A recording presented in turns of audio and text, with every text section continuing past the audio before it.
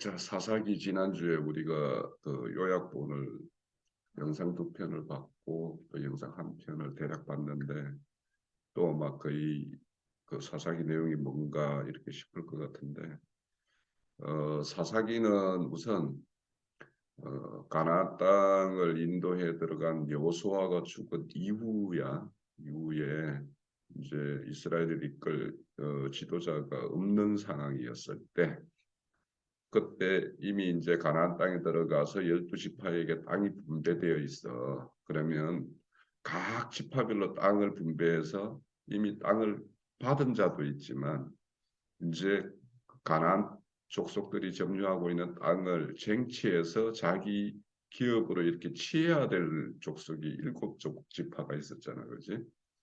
그래서 그 7지파들이 실질적으로 이제 가나안 족속들을 이렇게 쫓아내야 되는데 거기에 대해서 실패를 했어. 완전히 다 쫓아내지는 못했어요. 그로 인해서 이제 타락이 시작되었고, 그래서 그들의 어떤 신앙이 하나님을 떠나는 어떤 그런 것이 되어가지고 타락하면 하나님께서 이렇게 징계하고 징계를 받은 이스라엘이 다시 회개하고 돌이키면 용서하고 이게 계속 반복되었던 것이 이제 사사시대라고 이야기를 했었어요. 그지? 그래서 우리가 사사시대 때는 사실은 이제 약속의 땅, 가나안 땅에 들어갔으면 하나님이 통치하는 신정국가를 세워야 되는데 오히려 그러지를 못하고 그거에 실패한 이스라엘이 어떻게 타락하고 하나님의 징계를 받고 또 하나님의 자비와 긍휼로서 회복을 하고 하는 이야기들이 이렇게 반복되는 것이었다라고 이야기를 했고 그 과정에는 보면 7번의 어떤 불순종으로 인해서 하나님의 징계를 받고 또 회복되고 하는 과정들이 이렇게 있었다라고 이야기를 했었고 전체적인 내용을 보면 이제 1장, 2장은 그 약속의 땅을 완전히 정복하지 못함으로 인해 가지고 이스라엘이 가나안 족속과 이렇게 동화되어서 이렇게 하나님을 떠나는 일 이런 거에 대한 어떤 소개가 있고 이제 3장부터는 이제 그때마다 하나님께서 이스라엘을 이끌 그런 지도자를 이렇게 세웠어. 그래서 12 사사가 이렇게 세워져 있는데 그래서 대사사가 있는가 하면 소사사가 있다라고 이렇게 우리가 봤었고 주로 이제 크게 다루는 게 기드온 사사에 대한 것과 입다에 대한 것과 삼손에 대한 것은 좀 많이 지면을 할애해서 다루고 있고 이제 17장부터 가면 이제 레위 지파 제사장 지파들이 타락하는 그에 대한 이야기로 이제 21장까지 마무리가 돼. 그래서 그 사실은 앞에 이런 어떤 사사들을 세워서 하나님이 어떻게 구원하고 했던 이야기보다 이 17장부터 그 이후에 레위 지파 하나님의 일을 맡은 자들의 어떤 타락상을 적나라하게 이렇게 고발하는 게 중심이 있다고 볼 수 있어. 그래서 이거는 오늘날도 하나님의 일을 맡았다고 하는 자들이 자기의 배를 불리기 위해서 하나님을 오히려 이렇게 이용하는 그런 자들이 어느 시대라도 있다라는 것을 우리가 염두에 둬야 돼. 그래서 우리가 이렇게 말씀을 추구하고 교회를 이룬다 하더라도 어떤 교회에 이렇게 어떤 무리에 속해서 교회를 이루어야 되는가 이런 거에 대해서 우리가 좀 덜 이렇게 깨어 있어야 된다. 그래서 이제 전체적으로 보면은 그 가나안 시대 초기 이스라엘의 어떤 지파 실상에 대해서 1, 2장이 소개되고 있고 그리고 3장에서부터 16장까지는 이제 크게 이제 그 7사사들에 의해서 그때그때마다 하나님을 떠났던 족속들 그래서 이스라엘을 이렇게 억압하고 핍박했던 그 이방 족속들 그들의 이제 하나님이 징계의 어떤 채찍으로 써서 이스라엘을 이렇게 다스리고 그때마다 이제 또 돌이켜서 이렇게 사사를 세우는 이야기. 그리고 그 또 이야기 중에는 그 12지파들끼리 서로 아웅다웅하는, 그래서 자기들의 어떤 유익을, 자기 지파의 유익을 위해서 이렇게 행하는 어떤 그런 모습들도 그리고 있고, 17장에서 21장에는 우상 숭배와 지파, 베냐민 지파 한 지파와 나머지 11지파가 이렇게 전쟁을 해.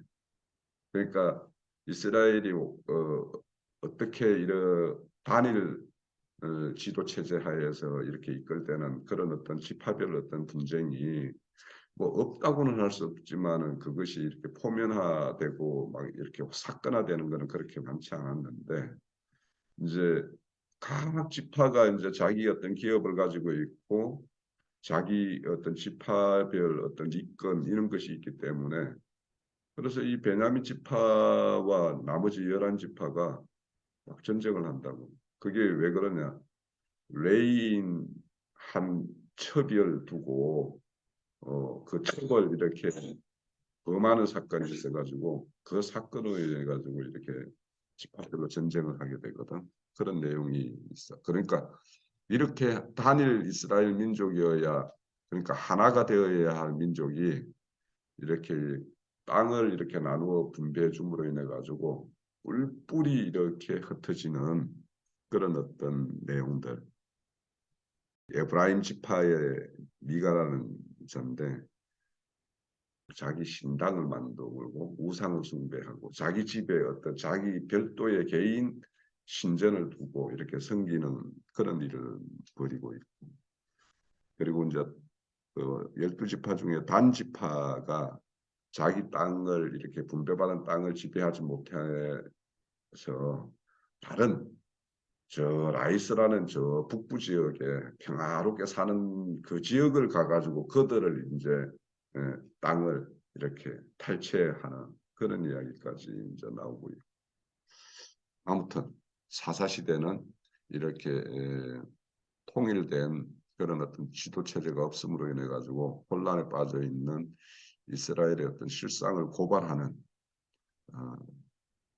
그래서 오늘날도 이렇게 신앙한다라고 하면서 얼마든지 이런 어떤 타락상을 보일 수 있다라는 걸 우리에게 이렇게 잘 보여주는 것이 사사시대의 어떤 특징이다. 그렇게 알고 우리 보다 남은 영상은 계속 보도록 합시다. 3부작입니다. 오늘은 1탄 내가 왕이다 사사기, 2탄은 세상이 원하는 왕 사울, 3탄 마음에 합한 하나님의 마음에 합한 왕 다윗 해서 1부, 2부, 3부로 나눠서 진행할 겁니다. 그래서 오늘은 1부고요. 다음은 이제 2부, 3부 이렇게 나눠서 진행할 거고요. 내 삶에, 여러분들 삶에 지금 왕은 누굽니까? 내 삶에 여러분들인가요? 대부분이 내 삶의 주인은 왕은 누굽니까? 우리가 전도하러 나갈 때 영접 기도문을 하죠.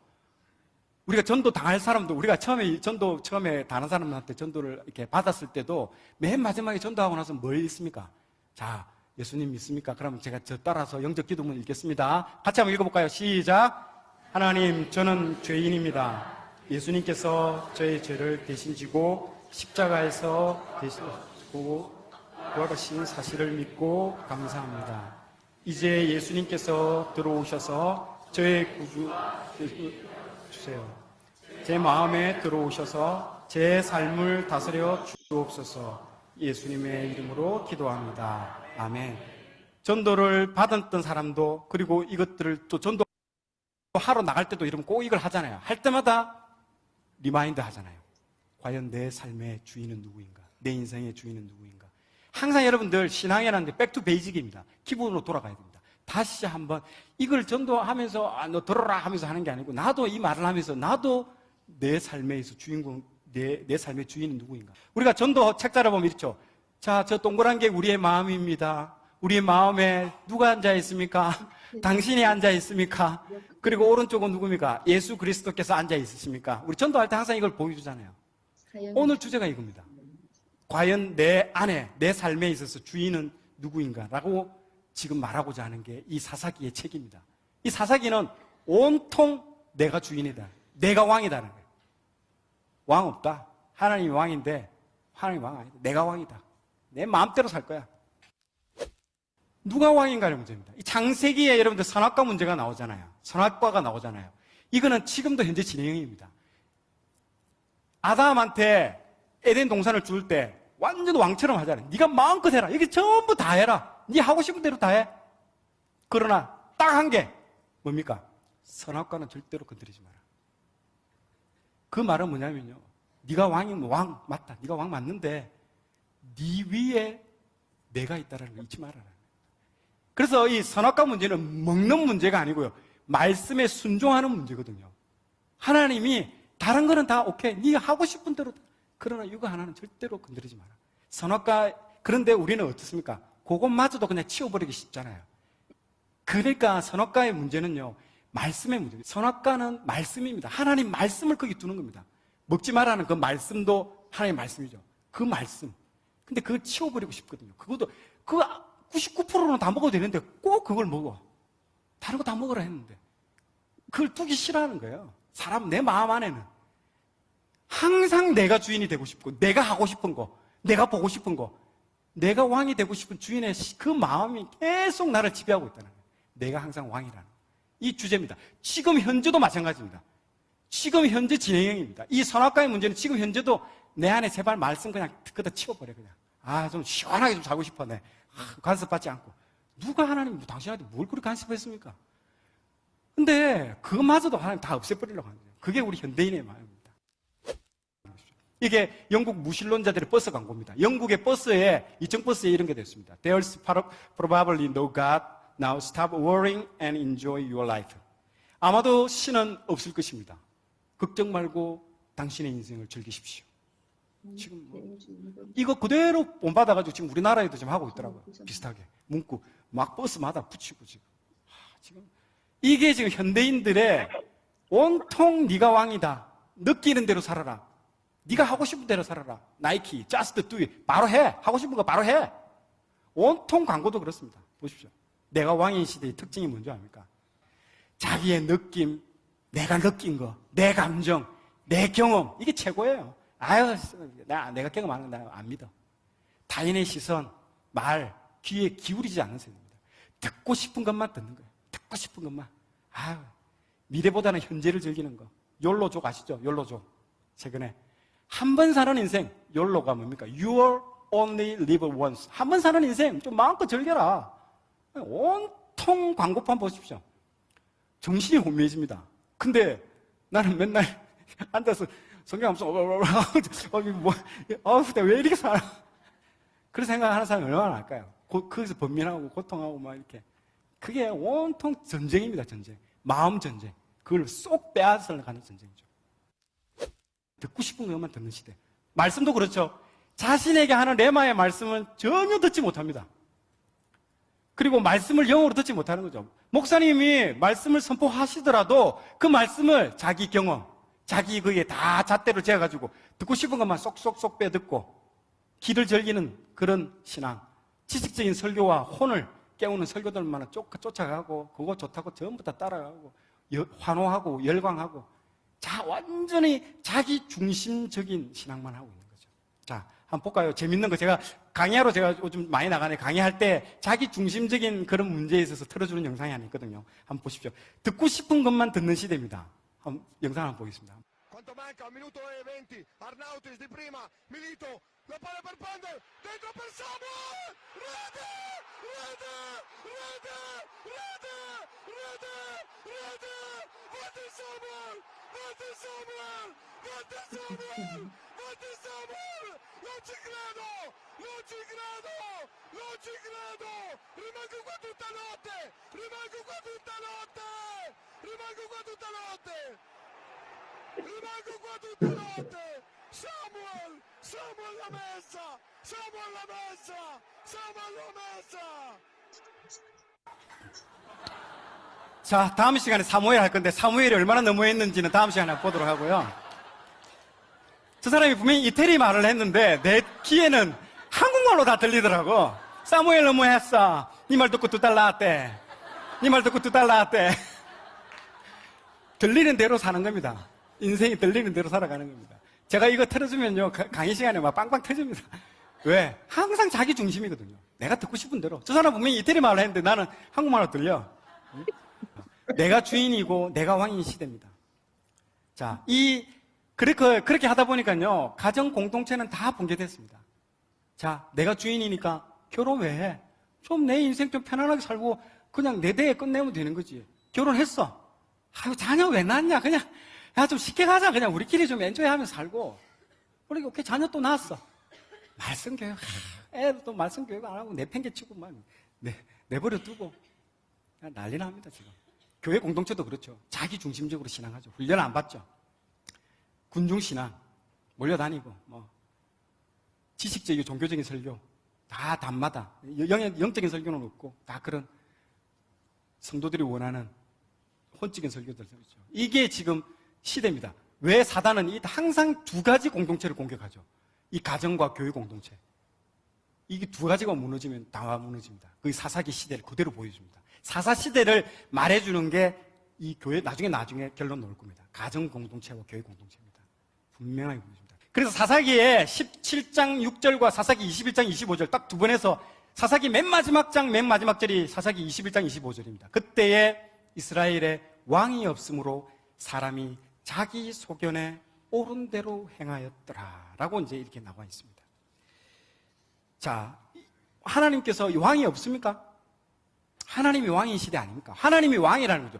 이게 역설적입니다. 이 표현이 계속 역설적으로 나오는 겁니다. 그래서 어떤 사람은 이 책을 읽으면 이게 정말 왕이 없어서 왕을 지금 갈망하는 이 말인가? 이게 잘했다는 말인지, 어떤 사람은 입다가 자기 딸을 갖다가 바쳤는데 이게 잘했다는 말인지, 잘못했다는 말인지, 서원이 이건 통 몰라요, 사람들이 이 부분에 대해서. 그런데 이거는 그게 아니고요. 역설적인 표현입니다. 왕이 있는데도, 하나님이 왕이 있는데도 지 마음대로, 지 소견대로, 지 하고 싶은 대로 하면서 살았다. 왜 사사시대가 자기가 왕인 시대가 되었냐. 그게 질문을 가져야 됩니다. 왜 이렇게 됐지? 그러니까 결론이 맨 마지막 게 그 결론이거든요. 자기 옳은 대로, 자기 소견대로 살았다는 그 결론이 딱 끝났는데, 자, 왜? 그 왜를 지금 생각해 봐야 됩니다. 왜가 지금 핵심입니다. 제가 지금 말하는 걸 잘 들으셔야 돼요. 이게 핵심입니다. 왜 그랬냐. 사사기를 문을 여는데 열쇠는요, 요거 질문입니다. 왜 하나님은 여호수아 맨 마지막에 땅 분배할 때에 왜 레위 지파한테는 땅을 안 줬습니까? 지파 이름들을 쭉 보는데 레위가 빠졌어. 레위 이름이 없어요. 레위한테는 땅을 안 줬습니다. 그러면 억울하죠. 지금도 땅 아버지가 내 빼고 12아들한테 다 줬는데 내한테 안 줬다. 열받죠. 소송하고 난리 납니다. 대신에 너가 레위 지파는 12개의 지파에 각각 4명씩 가서 48개 성읍에서 흩어져 살아라고 했습니다. 그리고 거기서 뭘 해라라고 하냐면요, 말씀을 가르치라고 했습니다. 그리고 말씀을 통독시키고 율법 교육을 시키게 만듭니다. 그래서 하나님은 이스라엘의 12지파로 다 쪼개졌다고 그랬잖아요. 다 분리됐다고 그랬잖아요. 아까 전쟁할 때도 안 도와준다고 그랬잖아요. 이렇게 안 도와주고 문제가 많은 이 정치 시스템을 그래도 왜 했느냐? 레위 지파한테 승부를 걸은 거예요. 레위 지파가 본드 역할을 해가지고 말씀이라는 영적인 이 말씀을 통해서 이 12개가 유나이티드가 된다라고 확신을 가지고 모든 승부수를 레위 지파한테 걸은 겁니다.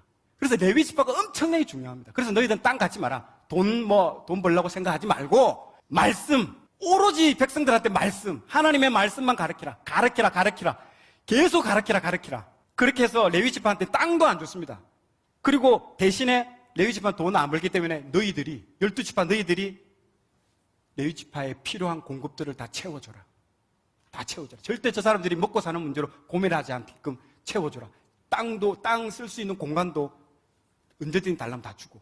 딱 그렇게 해서. 그리고 그 지역에서 벗어나면 안 됩니다. 이 사람들은 거기에 자기 인생을 걸고 죽을 때까지 거기 있어야 돼요. 그러면서 그 말씀 교육에 승부를 거는 거예요. 이게 레위 지파에 하나님께 주신 핵심이고 이 나라 운영의 키포인트며 하나님의 승부수입니다. 보십시오. 신명기 보면 레위 사명의 선언서입니다. 신명기 31장 10절에 12절은요, 모세가 그들에게, 레위 지파에게 명령하여 이르기를 며칠 년 해 끝 면제년의 초막절에 온 이스라엘이 내 하나님 여호와 앞 그가 택하신 곳에 모일 때 이 율법을 낭독하여 온 이스라엘에게 듣게 할지니 곧 백성의 남녀 어린이와 내 성읍 안에 거류하는 타국인을 모으고 그들에게 듣고 배우고 내 하나님 여호와를 경외하며 이 율법의 모든 말씀을 지켜 행하게 하고. 말씀 통독시키고 반드시 율법시키고 뭔가 이거 뭐 율법을 지키는데 궁금한 점이 있으면 언제든지 레위 지파한테 뛰어와가지고 상담하고 교제하고 또 문제들을 해결하고 다 그렇게 해라고 지금 얘기를 한 겁니다. 그런데 그 문제가 잘 됐을까요? 안 됐을까요? 안 되니까 실패가 된 거죠. 레위 지파도 자기가 왕의 시대에 살았기 때문에 온 사람들이 레위 지파 말씀을 땅에 안 두려고 하는 거예요. 그러니까 레위 지파가 있어도 야, 내 먹게 살기도 힘든데 레위 지파 너 뭐야? 나 가.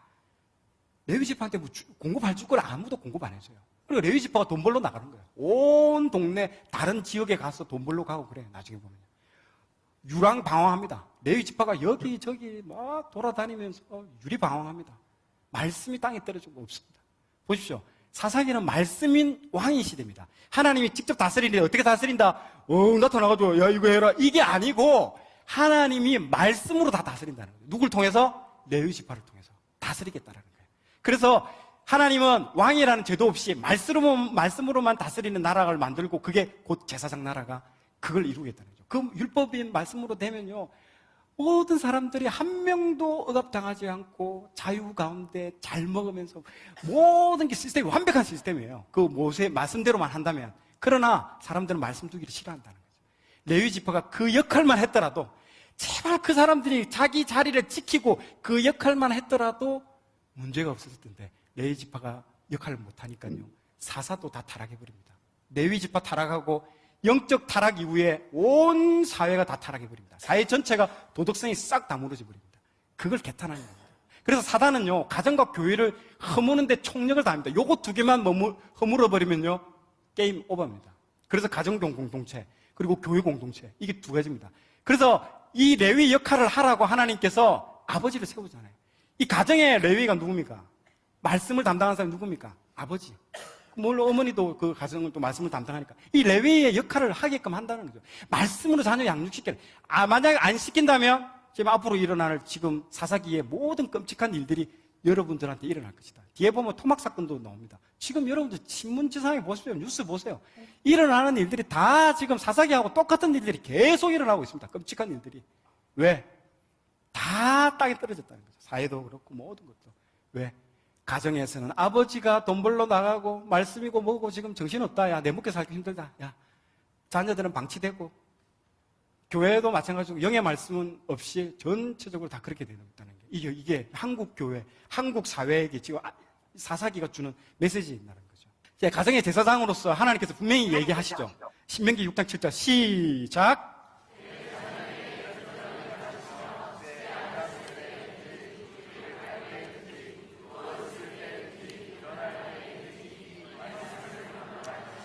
아멘.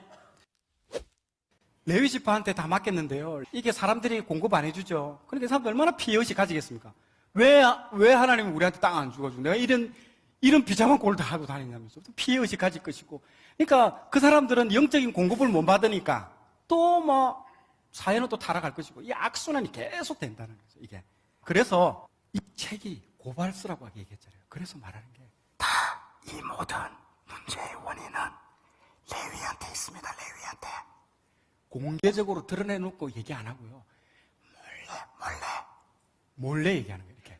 이 모든 문제는 레위한테 있어요. 레위. 계속 그 얘기하는 거예요. 지금 안 드러나요. 아까 말했죠. 숨기고 있는 거예요. 주제가 계속 말을 안 하고 숨기고 있는 거예요. 아주 고도로 잘 만들어진 문학책이에요, 이게. 그러니까 이게 확 까발리면 좋을 건데 숨겨놓으니까 모르는 거예요. 자, 그거를 제가 밝혀내도록 하겠습니다. 그게 어디에 나오냐면 맨 마지막 책에 나와버립니다. 맨 마지막에 별책 부록으로 나옵니다. 이 사사기 이야기는요, 삼손 이야기로 딱 끝납니다. 실제적으로 삼손 이야기로 끝나요.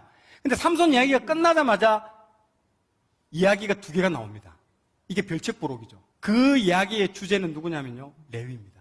이제 레위가 얼마나 엉망진창으로 살았고 제 역할을 못하고 살았는지를 적나라하게 드러나는 사건이 이 두 가지 미가 신상 사건과 레위 첩 사건입니다. 이 사건을 통해서 봐라, 레위의 역할이 이렇게 했으니 이 나라 꼴이 이렇게 되지 않겠느냐라고 아까 말했듯이 몰래 이렇게 얘기하는 거예요. 그게 맨 마지막에 깜짝 쇼를 돼. 보통 영화나 이런 거 보면 범인이 누군지 모르다가 극적 반전이 팍 되는 경우 있잖아요. 그거 지금 똑같은 거예요. 그리고 그 사람이 나중에 사람인 줄 알았더니 그 사람이 나중에 유령이었네. 맞아. 이런. 그러니까, 반전이다. 뭐 이런 거. 딱 이 책이 그 책이에요. 이 범인이 이 백성들이 하나님 두기 싫어서, 떠나서 이게 문제였네. 라고 봤는데, 알고 봤더니, 레위가 제대로 말씀을 안 가르치고, 제대로 자기 역할을 못했던 가정의 책임, 교회에서도 무슨 말씀을 영적으로 공급 안 해준 이 책임이 문제였다라는 게 이 책의 결론의 핵심인 겁니다. 그래서 여기 보시면요, 미가 신상 사건에서 보면요, 우상 숭배가 온 가정마다 많다라는 게 나옵니다. 에브라임 땅에 미가라는 한 집이 있었는데 하면서 이제 뭐 전설의 고향처럼 쫙 이야기가 시작돼요. 아주 이제 남양 특집입니다. 읽어보면요. 그리고 레위인의 유랑 생활을 엿볼 수 있습니다. 레위인들이 온 동네를 돌아다닙니다. 원래 이 두 베들레헴이 배경으로 하는 레위인인데 베들레헴에서 떠나서 다른 데로 갑니다. 원래 떠나면 안 돼요. 그 지역에 살아야 돼요. 평생 동안 그 지역을 나는 안고 막 소나무 뿌리 뽑으면서 그 기도하면서 이 지역에 있는 사람들이, 이 엄남동에 있는 사람들이 영의 말씀을 받고 변화되고 막 사회가 바뀌고 뒤집어지고 하는 걸 하나님이 원하시는데 공급을 안 해주네. 먹고 살 수가 없으니까 떠나는 거예요. 돈 다 떠나는 거예요. 자기가 왕인 시대에. 그리고 레위 첩 사건도 맞이고 레위가 첩을 두었어요. 그 얘기입니다. 보시죠. 자, 이 얘기를 해보면요, 미가라는 집이 있습니다. 저 지도 보이시죠? 에브라임 산지에 딱 센터입니다. 우리나라로 치면 거의 충청도 정도 되는 그 지역에 미가의 집이 딱 있습니다. 어떤 사건이 생겼냐면 엄마 돈을 이 아들이 미가라는 애가 엄마 돈을 훔쳤어요. 많이 훔쳐가지고. 근데 엄마가 이 훔쳐간 놈은 저주를 받아라 이놈아 이러면서 뭐 아들이 훔쳐간 줄도 모르고 엄마가 저주를 계속 저주하는 거예요. 아들이 듣다가 너무 짜증나가지고 엄마 내가 가져갔다 해가지고 돈을 내놓는 거예요. 그러니까 엄마가 큰일 났다고, 이 저주가 이루어지면 안 된다고 어떡하지 하면서 막 그래가지고 그 받은 돈을 가지고 신상을 만드는 거예요. 그 집에 하나님이 이스라엘인데 신상을 딱 하나 만들어놔요. 만들어놓고 이제 거기다 모셔놓는 거예요. 그때 그 찰나에 지도에 보시면 베들레헴에 거주하고 있는, 저기 보세요, 레위인이 쭉 타고 올라옵니다. 밑에 아랫부분에 베들레헴 돼 있죠. 베들레헴에 살고 있는 레위인이 먹고 살기 힘들어가지고 나 어디 가서 살까 하고 이제 막 돌아다니는 거예요. 돌아가다가 어디까지 왔냐면 미가의 집까지 온 거예요. 미가의 집에 오니까 어이구 잘 됐다. 우리 안 그래도 신상 만들어 놓고 있는데 우리 집에 뭔가 제사장이 좀 필요했는데 우리 집 제사장 좀 대줘라. 연봉은 넉넉하게 줄게. 연봉까지 나와요. 그게 얼마 준다든지. 그래서 그 집에 제사장이 돼버린 거예요. 그리고 이 이야기가 재밌는 게 이번 동시상영이에요. 이번 동시상영. 또 하나의 사건이 나옵니다. 단 지파 이야기가 이 사건하고 또 하나 연결되는 거예요. 이 한 이야기에 두 이야기가 딱 섞여 들어갑니다. 그게 뭐냐면 저기 지도에 보시면 단 지파라고 되어 있죠. 왼쪽 아랫부분에 보면 단 지파라고 되어 있죠. 원래는 단 지파가 저기 살았어요. 그런데 그 단 지파의 밑에 보면 어떤 족속이 있습니까? 블레셋이라고 되어 있죠. 골리앗의 고향. 저 블레셋 애들이 너무 강해요. 진짜 최고의 싸움꾼이거든요. 너무너무 강해. 골리앗의 고향이니까. 막 키도 막 2m, 3m 막 이래 되니까. 이 애들이 틈만 나면 오가지고 단 지파 애들 두들겨 패는 거예요. 그래, 단 지파 애들이 맞고 두들겨 맞고 참다 못하고 맨날 도망가는 거예요. 그래가지고 나 여기 못 살겠다. 나 도저히 못 살겠다 해가지고 도망간 게 어디냐면 저 위에 꼭대기에 보면 단이라고 돼 있죠. 그쪽으로 도망을 가는 거예요. 자기들 살 땅을, 하나님이 주신 그 땅을, 은혜를 싹 다 버리고 나는 내가 원하는 땅, 이것도 자기가 왕인 시대의 전형적인 모습이죠. 단 지파는 자기가 원하는 땅 가겠다라고 저기 선발들을 보내가지고 저기 정탐꾼을 보내서 그 땅이 좋은지 한번 보고 오라고 여기 보는 거예요. 보고 쭉 살펴보고 오 좋다 해서 가는 길에 가는 중간에 미가집을 들리는 거예요. 이 단 지파 사람들이. 그 두 이야기가 탁 연결되는 겁니다. 예. 옴니버스식으로 탁 연결되는 거예요. 그래서 가는데 보니까 신상이 너무 좋아. 이거 괜찮은데? 하면서 우리가 저기 위에 꼭대기 올라가서 섬길 때 이 신상 들고 와서 이거 섬겨야지 해가지고 들고 가는데 보니까 이 레위 청년이 있고요. 당신 누구야? 네, 저는 그 레위 제사장 얘기하니까 잘 됐다. 너도 따라와. 이 조그만 집에서 제사장으로 할 필요 있냐? 이 한 지파, 이 전체 지파의 제사장이 돼야지. 따라와. 그래가지고 그 신상하고 그 친구를 데리고 그 북쪽 끝으로 올라가 버린 겁니다. 그러니까 생각해 보십시오. 단 지파 안에도 뭔가 제사장이 있었을 거 아닙니까? 맞죠? 내 성읍에 살아야 될 제사장이 분명히 있었을 거예요. 그 사람들이 어디 있는지에 대한 말도 없어. 완전 지금 레위 지파에 대한 엉망진창을 지금 보여주는 겁니다. 그리고 그 친구는 또 그 말 듣고 따라 올라가. 그리고 올라가 저 북쪽 꼭대기까지 올라가 버립니다. 그래서 그 다한 지파에 준 땅을 다 버려두고 나중에 다한 지파가 밑에 없어요. 저 꼭대기에 올라가서 거기가 텔단이라고 그 지역을 다 올라가 버립니다. 그래서 레위인의 여기에 보시면요. 17장 19장에서 나오는 얘기인데 단 지파의 북쪽 이주 스토리가 여기 안에 다 들어가 있는 겁니다. 그리고 은혜를 지키지 못했고요. 레위인의 유랑생활, 북이스라엘의 우상숭배, 그 신상을 들고 올라가지고 모든 우상숭배를 다 해버려요. 거기서. 그리고 북쪽은요. 나중에 전부 우상숭배로 해서 완전 그 북쪽 지역이 다 무너집니다. 그 시발점이 이 사건입니다. 이 신상 사건을 들고 올라가가지고 단 지파들이 그 북쪽을 다 우상숭배로 다 만들어버립니다. 그래서 맨 나중에 요한계시록 7장에 보면 14만 4천 명 나올 때 단 지파 이름이 빠졌습니다. 다른 지파 이름은 다 나오는데 단 지파는 거기에 나오지가 않습니다. 우상 숭배를 해서 그 지파 자체가 사라집니다. 안 나옵니다. 그걸 잘 보시면 됩니다. 그럼 미가 신상 사건의 메시지는요, 갈 곳 없는 레위 지파, 레위가 필요 없는 사회입니다. 이제 각 지역의 제사장이 한 가정의 제사장으로 취업해버리고요, 신상에 우상 숭배하는 상황입니다. 완전 엉망이죠. 이스라엘 전체의 신앙이 붕괴됐습니다. 자, 다음은 이제 레위 첩사건입니다. 자, 레위인이 첩을 뒀습니다. 레위인의 그룹 규정에 보면요, 절대로 부정한 창녀나 결혼한 여인을 취하지 말라고 레위기 21장 7절에 나옵니다. 근데 레위인이 첩을 삼았습니다. 첩을 삼고, 저기 레위인이 어디 살았냐면 저기 위쪽에 보면 에브라임 산지라고 되어 있죠. 점찍은한데 그쪽에서 이 사람이 자기 여인 첩이 행음을 하고 도망을 가요. 자기 고향이 어디냐? 그 첩의 고향이 어디냐면 베들레헴. 또 이 사건도 베들레헴이에요. 베들레헴으로 도망을 가요. 저 점선이 나오죠. 점 나오죠. 점으로 베들레헴으로 도망을 가요. 그러면 도망가면 내버려 두지. 왜 또 따라가요, 또 이게. 그래가지고 첩을 또 데리러 자기 처갓집에 또 가는 거야. 처갓집에 가서, 장인어른, 제가 다시 따뚝거려가지고 다시 한번, 잘 한번 살아볼게요. 해가지고, 이제 데려가려고 하는데 장인어른이 가지 말라고 계속 하루, 이틀, 3일, 며칠을 먹어요. 그러다가 장인어른이, 그래. 나중에 이제 가라고 하는데 언제 갔냐면 저녁 6시 정도에 가는 거예요. 아침 일찍 가야 자기 집에 갈 수 있는데 저녁 한 4시나 5시, 6시 정도에 가니까 중간에 가다가 못 가는 거예요. 그래서 어디서 1박을 할 수밖에 없는 거예요. 그래서 1박 한 데가 저기 보시면 기브아라고 되어 있죠. 기브아. 베냐민 지파 땅이에요.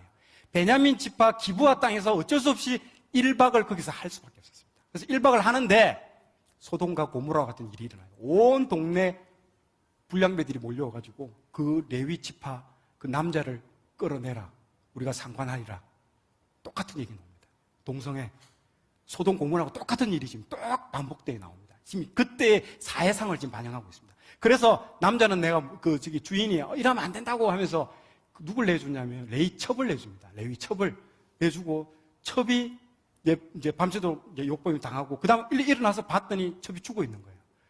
그런데 여기서 이제 끔찍한 사건이 나는데 이 레위가 그 첩을 몸을 12도각으로 토막을 내가지고 각 지파별로 다 보내버립니다. 그거를. 그러니까 각 지파별로 난리가 난 거예요. 이 이스라엘 역사에 어떻게 이런 일이 일어날 수 있냐고 막 가만히 있겠다면서 여기 보면 미스바라고 되어 있죠. 왼쪽 부분에. 미스바에 다 11개 지파가 다 모입니다. 그 베냐민 지파 가만 놔두면 안 된다고 이것들. 그리고 흥분돼가지고요. 베냐민 지파 찾으러 가자고 연합군이 형성돼가지고 베냐민 지파 그 직구로 갔습니다. 기브아 땅에 있는 불량배들 다 내놔라고 했는데 베냐민 지파가 그 불량배만 내주면 이 문제는 끝나는 문제였어요. 몇 명만 죽고 끝나는 문제인데 베냐민이 여기서 고집을 피우는 거예요. 못 주겠다. 한판 붙자. 이래 돼버린 거예요. 그리고 진짜로 싸움이 일어납니다. 11대 1로 여기서 싸움이 불어나는 겁니다. 붙었는데 누가 이겼냐면 베냐민이 이겨버려요. 11명을 다 박살내버립니다. 그래서 지금 저 지도에 보시면 그 기브아에서 지도가 나오는데요. 기브아에서 이겨가지고 저 위쪽으로 1차, 2차 전쟁 때는요, 박살이 납니다. 11개 지파가요. 그리고 3차까지 붙었는데 3차전은 베냐민 지파가 거의 멸족당합니다. 살아남은 사람이 600명만 살아남아요. 그러니까 이 이야기가 말하고자 하는 거는요, 이 사회상이 엉망진창이라는 거예요, 완전. 그리고 이 12토막을 조각 냈다는 말은요, 보십시오. 12개의 지파별로, 온 지파별로 다 쪼개졌다는 거예요. 다 쪼개지고 하나, 유나이티드가 안 돼요. 하나가 안 돼요. 그 역할을 누가 해야 된다고요? 레위가 해야 되는데, 레위가 지금 쪼개놓고 있잖아요. 지금 12토막을 내고 있는 상황이잖아요. 자기가 그걸 유나이티드, 합치고 하나로 되게 만들어야 되는데, 자기가 지금 다 쪼개고 지금 난리 난 거예요. 지금 그걸 다 지금 문학적으로 상징적으로 다 보여줘요. 지금 이 사회상을 보여준 겁니다. 이거는 자기가 왕인 시대, 완전 엽기의 끝을 보여줍니다. 지금 우리의 한국 사회에 일어나고 있는 모든 그런 거 너무 흡사합니다. 이 모든 게 누구 때문이라고요? 레위 때문에 지금 이런 일이 일어나고 있어요. 레위. 이 두 가지 맨 마지막 두 편의 이야기로 종합 완결편을 그냥 때려버리는 겁니다. 이 문제의 모든 원인은 레위다. 말씀을 안 가르쳤다. 말씀을 통독 안 했다. 자기가 왕이 된 사사삼인. 자, 사사삼인까지도 하나님의 영으로 시작한 사사, 기드온, 입다, 삼손, 이 사람들마저도 나중에 문제가 있습니다. 하나님의 영으로, 성령으로 시작해서 육신으로 마치게 됩니다. 그걸 마지막으로 한번 보고 내도록 하겠습니다. 사사삼인의 실수와 교훈입니다. 왜 그들은 자신의 왕이 되었나? 이 세 명마저도 성경에 보면요, 모든 사사가 하나님의 영을 받았지 않았다고 되어 있습니다. 하나님의 영을 받은 사람은 4명. 오니엘, 기드온, 입다, 삼손. 오니엘은 그걸 완벽하기 때문에 안 건드리겠습니다. 3명. 능력보다 겸손한 신앙이 인격이 중요합니다. 반면교사로 반드시 삼아야 됩니다. 자, 지금부터 들어가도록 하겠습니다. 기드온의 경우에는요, 진짜 대적 13만 5천 명과 300명으로 싸워 이긴 사사 기드온이죠. 앞부분에 잘한 부분들, 분명히 잘한 부분 많습니다. 이 부분 제가 언급을 안 하겠습니다. 전쟁이 저 중간에서 일어납니다. 그래서 모든 지파들이 다 붙고 있는데, 저기서 저 지도를 한번 보십시오. 지도를 보고 있으면요, 에브라임 지파가요, 점선이 맨 밑에 에브라임 지파라고 되어 있죠. 점선이 똥똥똥똥똥 나와 있는데 중간에 싸우는 부분이 있죠. 에브라임 지파가요, 굉장히 얌체 짓을 많이 합니다. 전쟁하자, 좀 도와줘 하는데 에브라임 나 안 가. 왜? 기드온이 무슨 지파인 줄 압니까? 므낫세 지파거든요. 형제야. 기드온은 므낫세, 그리고 이 에브라임하고 므낫세하고 에브라임은 원수시간이에요. 왜? 동생이 장자권을 가져가 버렸잖아요. 그렇기 때문에 므낫세는 이를 부드득 합니다. 안 좋습니다. 두 나라 간에. 그래서 나중에 뭐 4만 2천 명을 죽이고 하는데, 이때도 아이고 에브라임 형님들 좀 도와주십시오. 나 안 가, 못 가 하다가 전쟁에 딱 싸움이 붙은데 이기는 느낌이 나. 그러니까 여기서 중간에 싹 들어가는 거예요. 들어가서 막 생색내고, 야 네가 왜 내 그때 안 불렀어 하면서 막 기도원 뭐라 하고 그러거든요. 그런 장면 다 나옵니다. 그 이야기들입니다, 이게.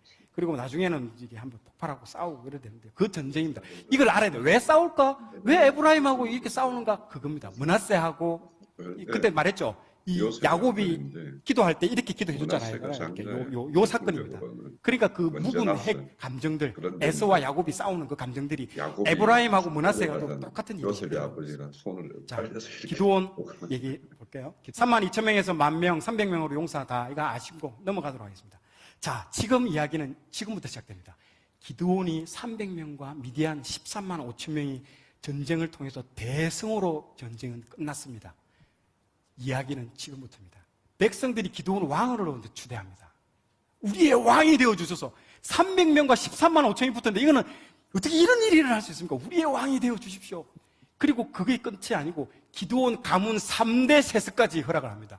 당신의 아들과 당신의 손자가, 당신과 당신의 아들, 당신의 손자가 우리를 다스려 주십시오. 3대 세습을 지금 바로 여기서 제가 하고 허락을 해주고 있습니다.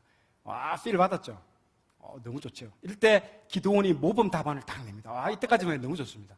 8장 23절. 기드온이 그들에게 이르되 내가 너희를 다스리지 아니하겠고 나의 아들도 너희를 다스리지 아니할 것이요 여호와께서 너희를 다스리리라 하니라.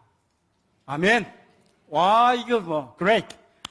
진짜 모범 답안, 정확한 답안을 딱 내놨죠. 야, 일단 너무 좋아요. 그런데 이제 문제는 여기서 드러납니다. 기드온에 드러나는 교만입니다. 8장 22절. 그때에 이스라엘 사람들이 기드온에게 이르되 당신이 우리를 미디안의 손에서 구원하셨으니 당신과 당신의 아들과 당신의 손자가 우리를 다스리소서 하는지라. 왠지 걸리는 부분이 하나 있죠. 당신이 이렇게 했는데, 이러면 보통 정신이 똑바로 박힌 선지자면, 영적인 선지자면 아닙니다. 내가 했다뇨. 하나님이 하셨습니다. 라고 수정을 하는 게, 즉시 수정하는 게 맞습니다. 수정 안 합니다. 기드온이 수정을 안 합니다. 하면서 암묵적으로 즐기고 있습니다. 그 보십시오. 그 말 전후에 아무런 말이 없습니다. 당신이 우리를 미디안에 건졌다는데. 또 볼까요? 하나님의 우려가 나오죠. 하나님이 그 전에 뭐라고 했냐면 사사기 7장 2절. 여호와께서 기드온에게 이르시되 너를 따르는 백성이 너무 많은즉 내가 그들의 손에 미디안 손을 넘겨주지 아니하리니 이는 이스라엘이 나를 거슬려 스스로 자랑하기를 내 손이 나를 구원하였다 할까 함이니라. 하나님 반드시 미리 보십시오. 걱정하고 계시죠. 우려하고 있죠.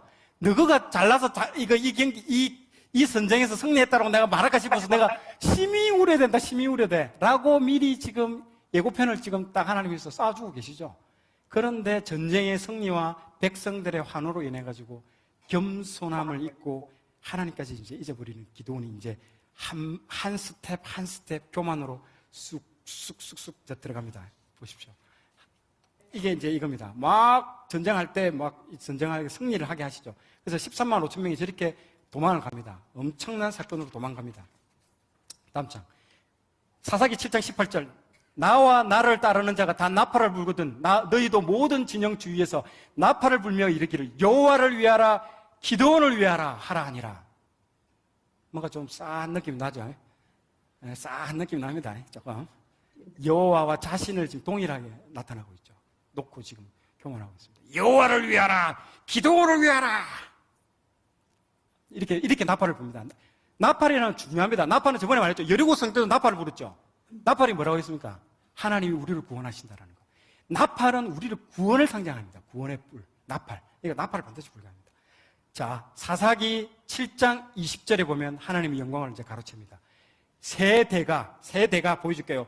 이 전쟁의 지금 그림을 이렇게 보는데 저기 보시면요. 세 군데로 진격하고 들어가 버립니다. 하롯셈에서 한 군데 하고 모래산에서 한 군데 하고 이쪽에서 세 군데서 진격하고 미디안이 도망을 갑니다. 13만 5천 명이 저리 도망을 갑니다. 저 사진입니다. 저 말씀이 방금 저 세 대가 저쪽을 진영한다는 겁니다. 다시 앞에. 세 대가 나팔을 불며 항아리를 부수고 왼손에 횃불을 들고 오른손에 나팔을 불며 외쳐 이르되 여호와와 기드온의 칼이다 하고 하나님의 받아야 될 영광들을 지금 조금씩 가로채고 있습니다. 자, 기드온은 왕의 자리를 거부했습니다. 내가 왕이라뇨? 나는 왕 안 합니다. 왕은 하나님입니다. 그 왕의 자리는 거부했지만 왕의 행동을 하고 있는 기드온입니다. 전쟁이 끝나고 나서 기드온이 했던 말 볼까요? 8장 24절. 기드온이 그들에게 이르되 내가 너희에게 요청할 일이 있으니 너희는 각기 탈취한 귀걸이를 내게 줄지니라 하였으니 기드온이 요청한 금 귀걸이와 무게가 금 1700세겔이요 그 외에 또 초승달 장식과 폐물과 미디안 왕들이 입었던 자색 의복과 또 그 외에 그들의 낙타목에 둘렀던 사슬이 있었더라. 보십시오. 뭘 지금 요구하냐면요. 세금하고 조공을 지금 요구하고 있는 거예요. 사람들이. 왕이 백성들에게 세금하고 조공을 좀 줬으면 좋겠다라고 얘기하는 거. 그리고 미디안 왕들이 입었던 거. 저 낙타의 목에 둘렀던 사슬이 왕들이 보통 했던 사슬이거든요. 그 금사슬. 우리 아저씨들 있잖아요. 우리 좀 이렇게 몸에 그림 좀 그린 아저씨들이 사슬 딱 금사슬. 대부분 그때 그런 사슬들이거든요. 예, 그런 것들을 지금 요청하고 있습니다. 자, 입술로는 왕을 거절했습니다. 근데 몸으로는 완전한 왕의 삶을 지금 살고 있습니다. 왕 같은 삶, 로얄 라이프 스타일을 지금 구가하고 계시고 있습니다. 지금 말은 입으로는 그렇게 하지 않아요. 점점 아니다라고 하는데 보여집니다. 사사기 8장 30절. 기드온이 아내가 많으므로 그의 몸에서 낳은 아들이 70명이다. 이렇게 보십시오. 뭐 다산이 낳은 거는 좋은 부분이지만은 이게 70명을 낳았다. 거의 이거는 우리나라의 조선시대 왕들 엄청나게 낳는 겁니다. 낳고 그 중요한 거는 하이라이트. 자기 아들 이름이 뭔지 압니까? 아비멜렉입니다. 에비가 보통 아버지거든요. 아버지, 멜렉, 왕. 내 아버지는 왕이다. 이쯤 되면 여기서 좀 너무 많이 속마음이 다 드러나 버립니다. 지금 현재 상황에서. 자, 보십시오. 마지막 하이라이트는 우상숭배. 기드온이 그 금으로 에봇 하나를 만들어 자기 성읍 오브라에 두었더니 온 이스라엘이 그것을 음란하게 위함으로 그것이 기드온과 그의 집에 올무가 되니니. 에봇은 그 대제사장이 다음 장 넘겨보면요. 옷이 나옵니다. 에봇이라는 게 저겁니다. 대제사장들이 앞에 앞치마처럼 입고 있는 거. 그래서 지금 갑옷처럼 되어 있는 이 부분이 에봇이거든요. 그걸 금을 다 거둬가지고 에봇을 하나 만드는 거예요. 그래서 다시 앞으로. 그것을 만들어 놓으니까 그걸 전부 다 우상숭배하는 거예요. 그 에봇 가지고. 그래서 그 우상숭배의 전형적인 그 문구의 패턴이 음란하게 위함으로 올무가 되니라 이 전형적인 패턴이에요. 여기서 나타나는 것들이. 우상숭배의 대상이 되는 것들 제작해가지고 완전 나중에 문제를 다 만들게 됩니다. 처음은 굉장히 좋았는데 끝이 안 좋았습니다. 그래서 사사기가 이 기드온을 끝으로 해가지고 내리막길로 확 들어갑니다. 롤러코스터를 탑니다. 이때부터 쭉 조금씩 내려오다가 이때부터 확 꺾여버립니다. 기도원 때부터 이후로는. 그래서 그 이후에 자기 아들은 진짜 왕이 되려고 자기 형제 69명을 다 죽여버립니다. 참극 다 죽여버립니다. 아비멜렉이. 완전 쓴 열매를 받게 되는 것이죠. 자, 입다를 한번 보겠습니다. 입다는 출생의 비밀입니다. 사사기 11장 1절 보면 기생의 아들로 태어나가지고 거의 조폭입니다. 조폭사사로 보면 됩니다. 이렇게. 근데 홍길동과 같죠. 한국의 홍길동. 아버지를 아버지라 부르지 못하고 이제 이런 그 쫓겨나가요. 집에서 서자로 태어나가지고 쫓겨나가지고 자기 친구들하고 모아가지고 한 나라를 만들게 됩니다. 딱 홍길동하고 비슷한 얘기입니다. 그래서 암몬이 쳐들어오자 옛날에 막 자기를 쫓아보냈던 그 가족들이 와서 좀 도와주소 이렇게 해가지고 딱 와가지고 다시 암몬족을 다 물리치는 얘기가 이 입다 이야기입니다. 그래서 입다는 뭘 실수합니까? 서원을 해서 실수하잖아요. 이 입. 그래서 내가 입다는 뭔 약자일까요? 입 다물라. 이렇게. 그 입 다물라. 그렇게 외우시면 됩니다. 입 다물라. 진짜. 나는 왕이다. 이 입다도 나는 왕입니다. 서원도 기분파예요. 자기가 하고 싶은 거. 평화적으로 해결 시도한 이후에 싸우기 전에 입다가 이런 서원을 합니다. 하나님, 내가 나가서 싸우기 전에 만약 하나님이 내한테 이기게 해준다면 싸우고 나서 들어올 때에 나를 첫 번째로 맞이하는 그 사람을 내가 하나님께 번제로 드리겠습니다. 라고 서원을 해버립니다. 그런데 이 레위기 18장 보십시오. 절대로 하나님께서는 사람을 불러주지 말라고 그 불에 통과하게 해서 사람을 제물로 받지 않는다라고 얘기를 했는데도 이쪽 동네에 사는 레위가 입다한테 가르쳐 주지도 않을 뿐더러 알고 싶지도 않는 거예요. 이 입다 또한. 입다가 살았던 동네를 보십시오. 저 동네가 암몬 동네입니다. 암몬 동네에서 뭘 하냐면 암몬 지역의 그 신이 몰렉입니다. 저 몰렉신. 저기 뭐냐면 손을 이렇게 내고 있죠. 그 밑에 불이 올라오죠. 이 불에 애를 갖다가 애기를 바치는 거예요. 저 밑에 북치는 사람 있죠. 애기 우는 소리 들리지 않게끔 막 치고 바치는 거예요. 이게 그 지역에서 일어나고 있는 지금 일입니다. 그거를 입다가 지나가다 반 거겠지 이렇게 자기 동네니까. 와, 야, 역시 이방민족이지만은 야 믿으려면 저 정도는 그래. 저 정도는 믿어야지. 아, 믿음이 좋은데? 지금 이런 생각을 하고 있는 거예요. 그러면서 이 서원을 한 거예요. 좋아, 나도 이번에 전쟁하고 나면 텔레비에서 그거 본 거와 똑같은 거예요. 사람이 텔레비에서 본 거 그대로 똑같이 하는 거예요. 애들도. 그대로 내가 한번 해보겠다 해가지고 저 보세요. 암몬 지역이 지금 입다가 사는 지역 딱 그 지역이거든요. 사람을 제물로 바치는 암몬족의 세상 풍습이 멋지다고 생각하는 거예요. 아, 그래, 한번 믿으면 저 정도는 돼야지. 인신공양 풍습입니다. 이 전 세계 뿌리입니다. 우리나라 심청전 아시죠? 인당수에 우리 공양비 300색을 바치기 위해 그 심청전도 저거예요. 사람을 바치는 거예요. 사람 심청전 너무 멋지게 봐서 그렇지 아주 끔찍한 얘기입니다. 왜냐하면 그 심청이가 그 300석 공양미에 팔려가지고 진짜 그 용왕신한테 그 바다에 뛰어들은 거잖아요. 그런데 전쟁을 끝마치고 누가 제일 먼저 나왔다? 자기 딸이 먼저 나옵니다. 무남 동녀 외동 딸 나와버립니다. 바쳤을까요? 안 바쳤을까요? 바치는 거예요. 그래서 이런 거 보면 주일학교 저기 할 때 바치는 게 소원을 지키는 게 잘하는 건지 잘못하는 건지 헷갈려요. 지금 사람들이 읽을 때마다 헷갈려요. 너무 웃깁니다. 이게 거기서 주는 게 핵심은요. 사사마저도 세상 풍조에 다 휩쓸려가지고 세상 풍조에 유행 따라갑니다. 다 보고 따라가는 거예요. 이게 문제라는 겁니다.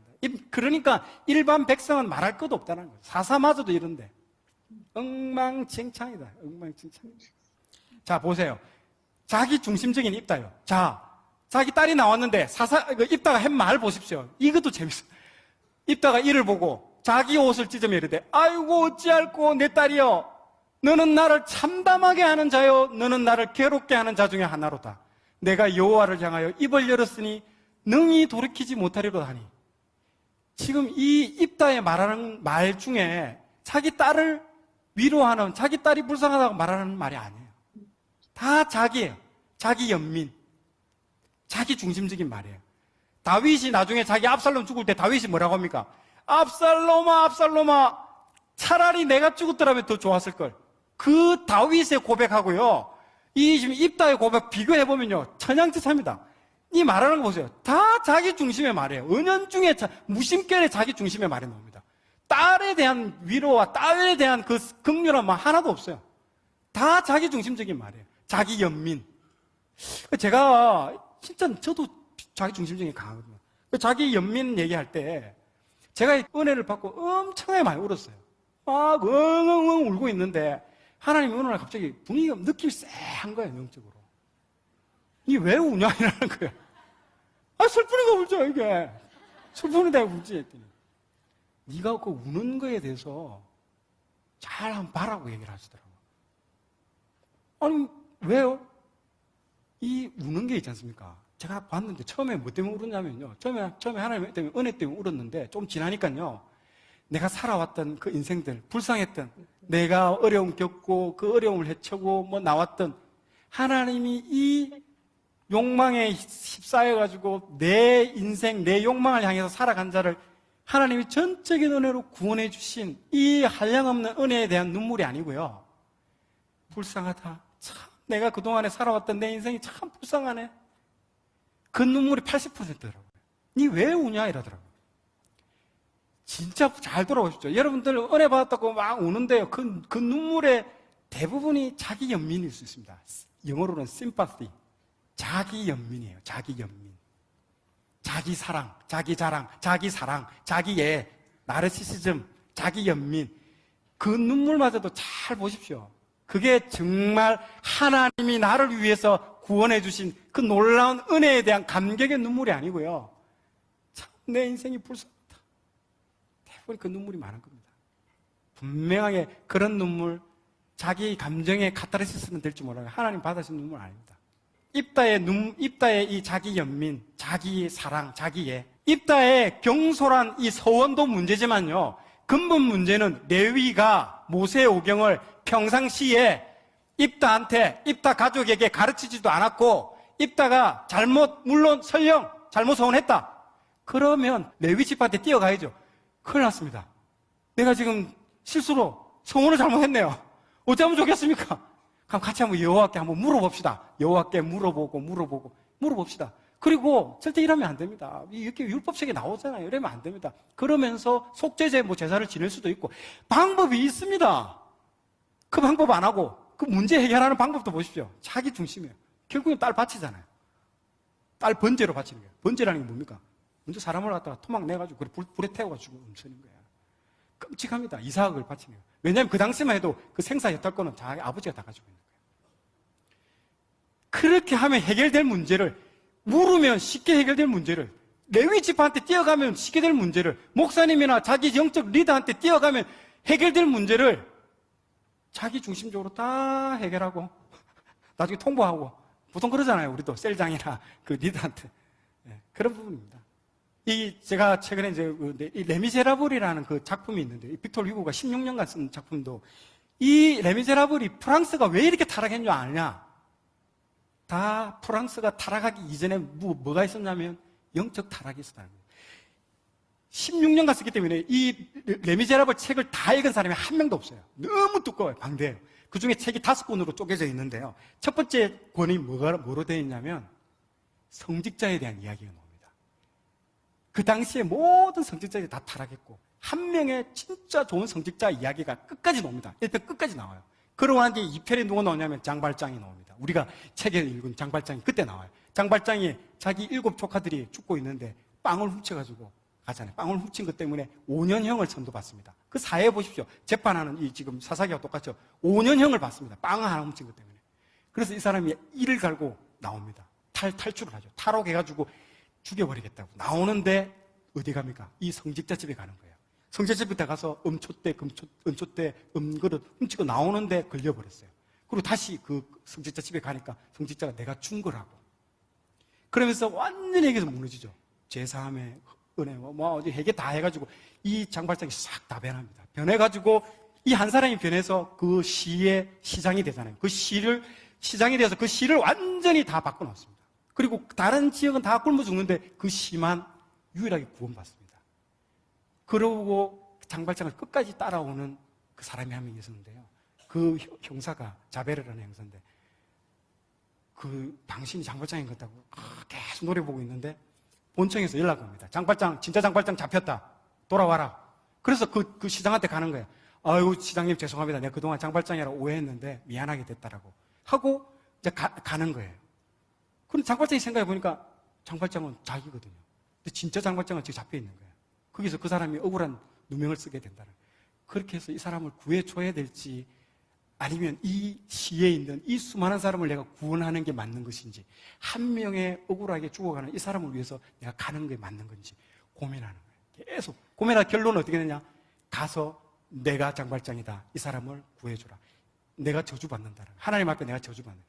그러니까 이 이야기, 이 레미제라빌의 이야기는요, 한 사람의 성직자가 완전하게 돌아서고 제대로 제 역할, 레위 지파처럼 제 역할을 했을 때에 한 명의 장발장이 바뀌고 한 명의 장발장이 바뀌어서 그 도시가 전체가 다 바뀌는 그 얘기거든요. 이게 딱 사사기하고 똑같은 내용이에요. 한 사람의 영향력이 얼마나큼 중요하다는 것들을 나타냅니다. 자, 나실인 이야기입니다. 이건 삼손 마지막 부분이고요. 이게 하나님께서 사사까지 다 타락해버리니까 이제 안 되겠다. 하나님께서 마지막 비상수단, 전격 특별조치법 발동, 나실인. 이제는 안 되겠다 해서 마노아를 통해서 이제 나실인인 삼손을 태어나게 됩니다. 삼손은요, 나실인의 금지 규례에 따라서 민수기 6장 1절에 12절, 포도주, 독주, 적절 먹지 마라. 부정한 것 금지, 머리 자르는 것 금지. 분명히 얘기했죠. 나실인은요, 하지 말아야 될 게 굉장히 많습니다. 규례가 많습니다. 그런데 가서 보십시오. 술을 블레셋에서 퍼마십니다. 그리고 사자의 시체 벌꿀에서 먹습니다. 하지 말라는 것만 골라서 하고 있습니다. 삼손 저 지역 보세요. 어디 지역에 살고 있습니까? 블레셋 땅, 그거 살고 있잖아요. 가장 강력한 땅. 그 블레셋 그 지역을 살고 있습니다. 엄청난 능력을 가진 사람이에요. 하나님 우리의 신앙의 능력보다도요, 신앙의 인격이 중요하다는 걸 삼손의 이야기에서 계속 반면교사로 우리 삼아야 됩니다. 능력, 막 불받고 막 엄청난 능력이 중요해요. 인격이 중요해요. 하나님 앞에 이 성령을 받고 쓰임 받을 수 있는, 내가 응답 받을 수 있는 내 인격, 내 겸손함. 아까 기도원을 통해서 봤죠. 겸손과 인격이 얼마나 중요한지 영웅담 얘기가 아닙니다. 이건 지금 내가 왕이다. 마음 전쟁이죠. 들릴라가 이런 말을 합니다. 당신의 마음을 내한테 주세요. 삼손에게 당신의 마음이 내게 있지 아니하면서 어찌 당신이 나를 사랑한다 하냐요.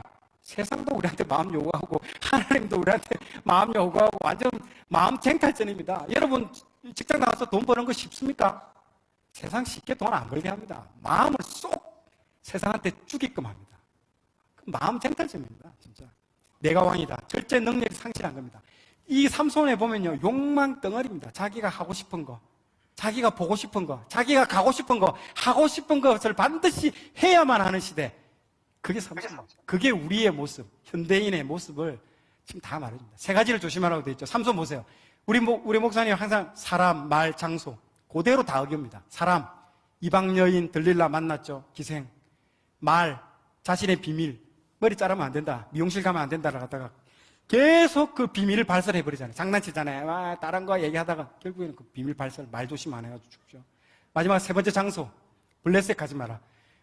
여호수아가 죽기 직전에 유언에 무슨 말 했냐면 절대 너희들 미정복 지역은 가지 마라 되어 있습니다.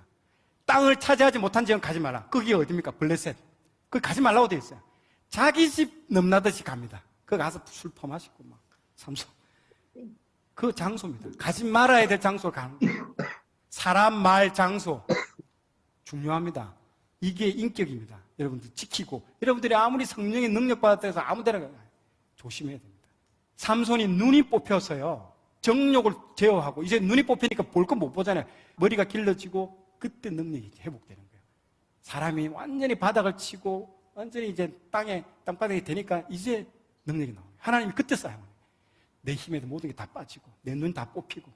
마태복음 보십시오. 내 눈이 실족하게 하거든 빼어내버려라. 내 백체 중에 하나가 없어지고 온몸이 지옥 던져지는 것보다 유익하면. 딱 나 저거 보는 저 말씀이 하는 거더라. 우리가 보는 게 다 보는 겁니다. 안목의 정욕 다 보는 거. 보고 싶은 걸 봐야 되는 거. 내가 왕이다. 시간 낭비.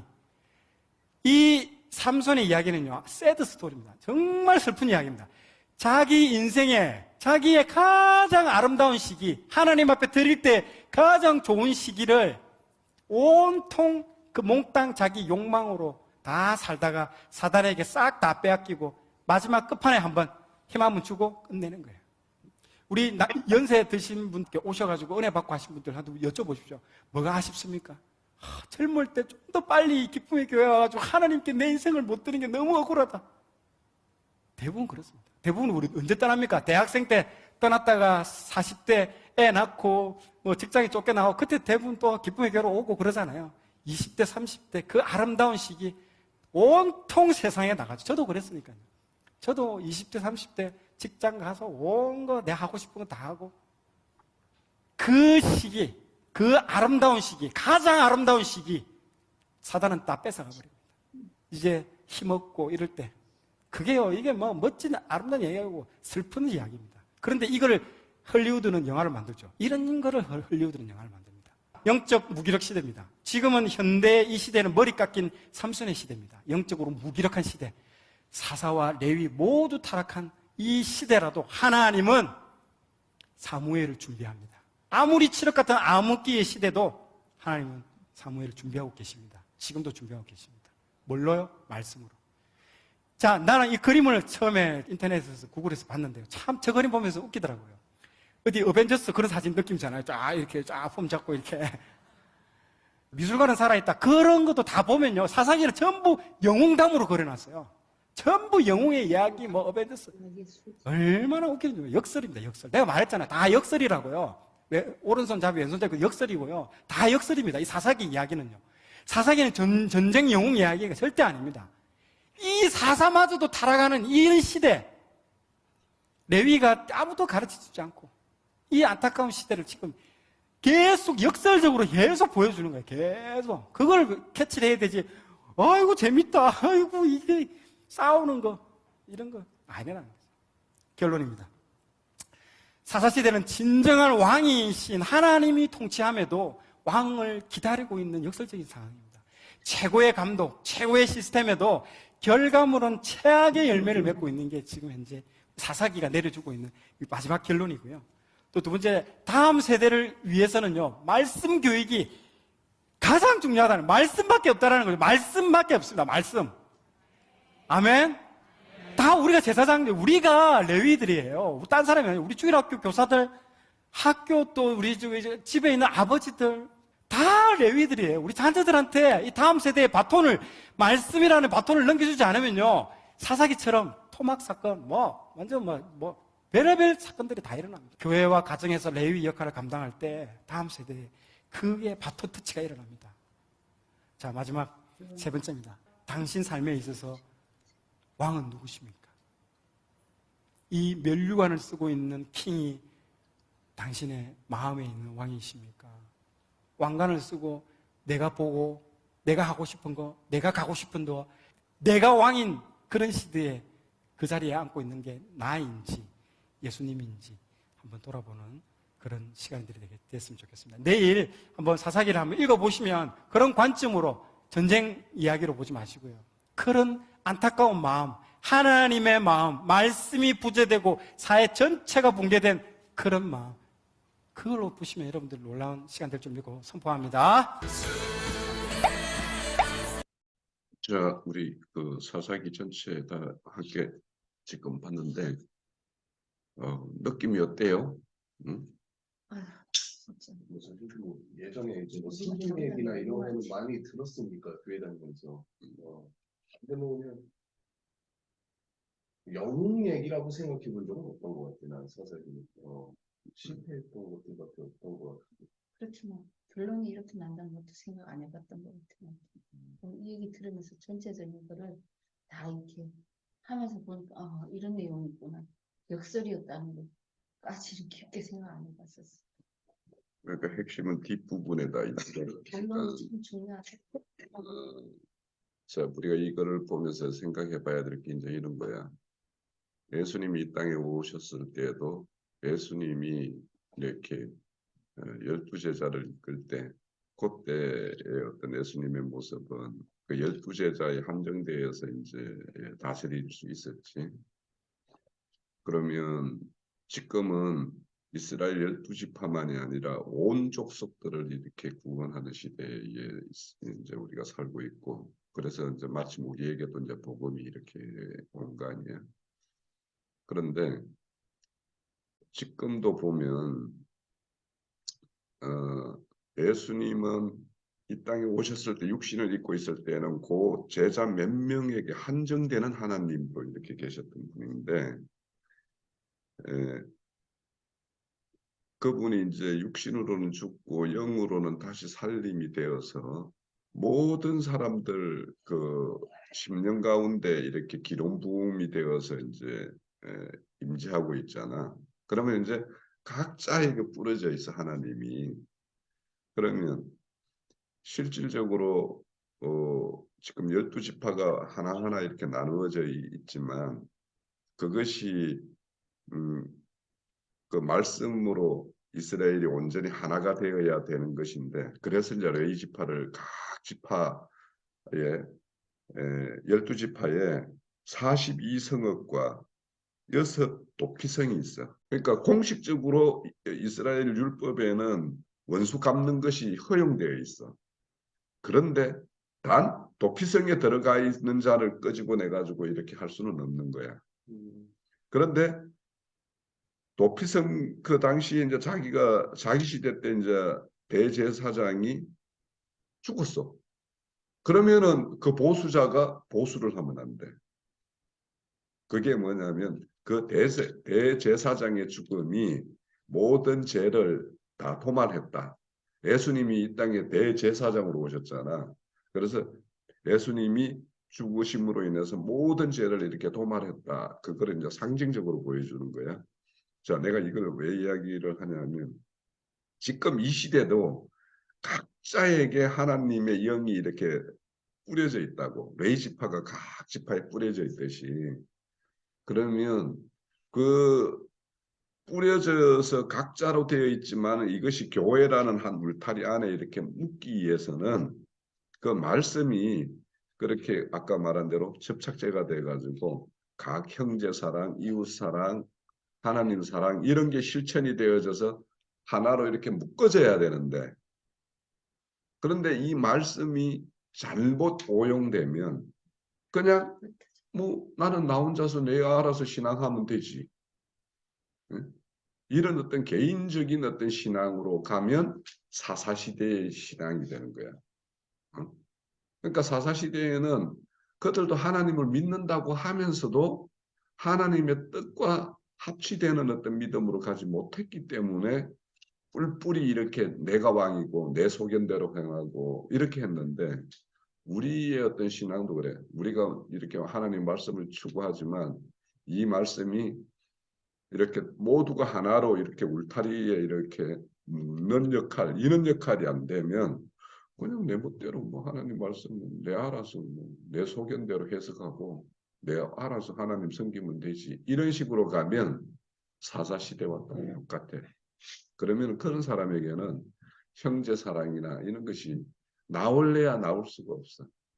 그래서 그런 것들을 한번 염두에 두고 이 사사시대와 우리가 말씀을 추구하면서 어느 방면으로 나아가야 될 건지 이런 것들을 함께 이렇게 생각해 보면 좋겠다 싶어. 자, 마칠게.